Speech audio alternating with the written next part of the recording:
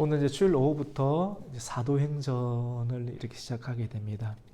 사도행전은 예수님이 제자였던 누가가 이렇게 기록을 하였죠. 마태복음, 마가복음, 누가복음 있죠. 누가복음. 그 누가복음을 누가가 기록하고 그 누가복음의 후속 이렇게 저서가 사도행전이다라고 볼 수가 이렇게 있습니다. 예수님께서 이렇게 십자가에 돌아가신 이후 예수님께서 이 땅 가운데 오셔서 행하신 일들, 복음을 가르치시고 고치시고 치유하시는 그런 사역들을 이렇게 또 누가복음이 기록하고 있잖아요. 그리고 십자가에 달리시고 또 죽으시고 또 무덤 가운데 들어가신 내용까지 누가복음이 기록을 하고 있습니다. 그리고 그 주님께서 죽으신 이유 가운데 3일이 지나서 이제 부활하셨잖아요. 맞죠? 부활하신 주님께서는 40일 동안 이 땅 가운데 계시면서 내가 죽었던 그 예수인데 내 못자국을 보아라. 예수님이 이렇게 다시 살아나시니까 다 귀신이다 또는 뭐 유령이다라고 생각하실 수 있는데 예수님이 죽으신 몸이 이제 십자가에 두 팔에 못이 박혀서 구멍이 뚫려 있는데 또 구멍이 뚫려 있는 그런 모습을 그대로 보여주시면서 제자들 가운데서 의심하는 도마라는 사람이 있었거든요. 직접 만져보니 구멍이 숭 뚫려 있는 거예요. 완전히. 그래서 그런데도 몸이 살아있어요. 썩지 않고 피가 흘러내리지 않고 살아있고 그걸 보면서 하나님의 능력이 얼마나 위대하신가. 사망과 죽음의 권세까지 이기시는 죽음의 권세가 굉장히 두렵지 않아요? 맞죠? 근데 그것을 이기신 하나님의 능력, 부활의 능력은 성령의 능력이거든요. 그래서 사도행전은 누가가 기록을 하였고 성령행전이다라고 이렇게 볼 수가 있습니다. 사도행전 가운데 주로 이제 예수님께서 이제 부활하시면서 40일 동안 계시면서 많은 사람들이 나타나시고 너희들도 죽음 이유 가운데 이렇게 부활하게 할 것이라는 것을 이렇게 소망 가운데 알려주신 이유 가운데 예수님은 많은 사람들이 보는 가운데서 특별히 500사람이 한 500여 명이 보는 가운데서 감남산에서 하늘로 올라가 가시는데 구름을 타고 쭉 올라가시고 이제 사라지게 되셨죠. 그러면서 오늘 사도행전 1장 말씀 가운데 제자들에게 주시는 세 가지 이렇게 사명이 있습니다. 그래서 뭐라고 하시냐면 내가 하늘로 올라가지만도 내가 없어졌다고 두려워하지 말고 권능을 받기까지 같이 해봅시다. 기다리라. 이렇게 우리 기다리는 것 이렇게 참 우리 일상생활 가운데 기다리는 일들이 참 많이 있지 않습니까?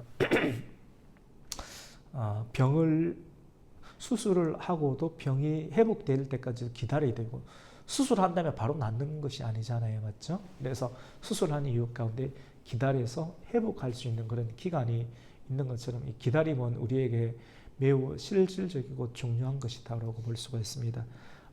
예수님께서 올라가시면서 무엇을 부어주시냐면 권능과 성령을 부어주시는데 권능과 성령을 받아야지만이 이 시대에 우리의 마음이 기울어지지 않고 삶이 기울어지지 않는 인생을 살아갈 수가 있기 때문에 그 권능, 하늘로부터 오는 권능, 위로부터 임하는 하나님의 능력이 바로 성령님이신데 그 성령을 받기 위해서 너희들은 기다리라. 기다릴 때 어떻게 기다려야 되냐면 세 가지 삼겹살로 기다려야 되죠. 우리의 영을 다하여서 또 우리의 정신을 다하여서 우리 육체를 다하여서 또 기다리고 한 사람이면 쉽게 끊어지겠지만 두 사람이면 낫고 세 사람의 능히 그 끈들을 끊을 수 없다는 전도서 말씀이 있지 않습니까? 그래서 이게 영육혼으로 쫙 묶여서 기다리고 온 정신을 다해서 영혼을 다해서 육신의 힘을 다해서 무엇에 힘을 쓰면서 기다리냐면 전혀 기도에 힘쓰면서 기다려야 되는 것이죠. 기도하면서 기다리고 기대하면서 기다리고 또 행하면서 기다리는 하나님의 선을 행하면서 기다릴 때 하나님의 성령의 역사를 받을 수가 있습니다. 그리고 두 번째로는 제자들에게 주어진 세 가지 사명 가운데 첫 번째로는 기다리라. 권능을 받기까지 기다리라. 두 번째로는 온 땅에 나가서 증인이 되라라고 말씀을 하십니다. 우리가 누군가를 전하는데 예수 이름을 전하는 것이거든요. 복음을 전하는 것이고 예수 이름 안에 생명이 있고 하나님의 소망의 능력이 있기 때문에 이 예수 그리스도의 소망의 이름과 생명의 이름을 전하기 위해서는 우리가 이 수도꼭지에 물을 트면 흘러 넘쳐야 되잖아요. 흘러 넘치는 은혜를 받아야 되는데 성령을 받아야 된다고 말합니다. 그래서 오늘 사도행전 1장 8절 말씀 가운데 오직 성령이 너희에게 임하면 예루살렘과 온 유대와 사마리아와 땅끝까지 이르러서 무엇이 된다고 했습니까? 내 증인이 된다라고 말씀을 한 거죠.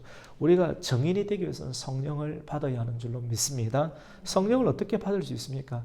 성령은 선물로 받습니다. 돈을 주고 받는 것이 아니라 성령은 선물로 받는데 함께 기다리고 기다리는 것을 잘했을 때 어떻게 기다리는가?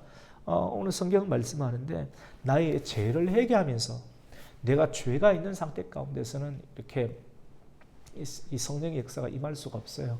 그래서 예수 그리스도의 보혈로 예수 이름으로 계속 기도하면서 내 죄를 회개하고 지난날에 지었던 죄를 성령 깨닫게 하시는 것을 회개하고 앞으로도 그런 죄를 짓지 않을 수 있도록 하나님께서 강력한 보호하심과 의지를 주시옵소서라고 이렇게 죄를 회개하면서 기도하고 그리스도 예수 이름으로 또 세례를 받고 죄사함을 얻는다. 그럴 때 하나님께서 성령의 은혜를 주신다라고 말씀을 합니다. 세 번째로 오늘 1장 1절부터 11절까지 말씀 가운데 제자들에게 주시는 세 가지 메시지는 뭐냐면 다시 오실 주님을 예비하라고 하는 것이죠. 이제 그 다시 오실 예수님께서는 하늘로 쭉 이렇게 올라가시고 하시는 말씀이 내가 하늘로 올라간 그 모습 그대로 다시 내려오겠다. 오늘은 10절과 11절 말씀을 한번 이렇게 9절부터 11절까지 한번 읽겠습니다. 시작. 이 말씀을 마치시고 그들이 보는데 올려져 가시니 구름이 그를 가려 보이지 않게 예수님이 그렇게 올라가신 거죠. 그 다음에 올라가실 때 제자들이 하늘을 쳐다보고 있는데 흰옷 입은 두 사람이 그들 곁에서 천사들이거든. 흰옷 입은 두 사람이 이제 말합니다. 시작. 이르되 갈릴리 사람들은 어찌하여 서서 하늘을 쳐다보느냐 너희 가운데에서 하늘로 올려주신 이 예수는 하늘로 올라가신 본 그대로 어떻게 합니까? 오시리라라고 말씀을 하는 거죠. 이렇게 우리 주님께서는 하늘로 올라가신 그대로 다시 내려오실 줄로 믿습니다. 그래서 이렇게 예비하는 것이죠. 이렇게 거룩하게 예비하고 기도하면서 예비하고 선을 행하면서 또 주님께서 다시 오실 그날 미완성에서 완성의 단계로 우리가 준비해가면서 주님 다시 오시는 그 날을 예비하고 예배할 수 있는 성도가 되기를 예수님의 이름으로 축원합니다. 아멘. 하나님 아버지 감사를 드립니다. 오늘 주일 오전 예배를 드리고 또 한 달에 한 번씩 매월 첫 주에 함께 성도들과 식사를 나누고 또 오후 예배를 간단히 드립니다. 오늘 사도행전 말씀을 통해서 주신 것처럼 아버지 하나님 주님 다시 오시는 그날까지 기다리는 성도가 되게 해주시고 성령의 능력을 힘입어서 정인이 되는 하나님의 성도가 되게 하여 주시고 주님께서 구름을 타고 하늘로 올라가신 그 모습 그대로 다시 오신다고 했으니 다시 오시는 예수 그리스도를 기다리는 성도 되게 하여 주시옵소서. 우리가 이렇게 되기 위해서는 성령의 능력과 은혜를 힘입어야 되겠습니다. 하늘로부터 하나님의 성령을 힘입어서 아버지 하나님 기다리는 성도가 되게 해주시고 정인이 되는 성도가 되게 해주시고 예비하는 성도가 되게 하여 주시옵소서. 예수님의 이름으로 기도드립니다. 아멘.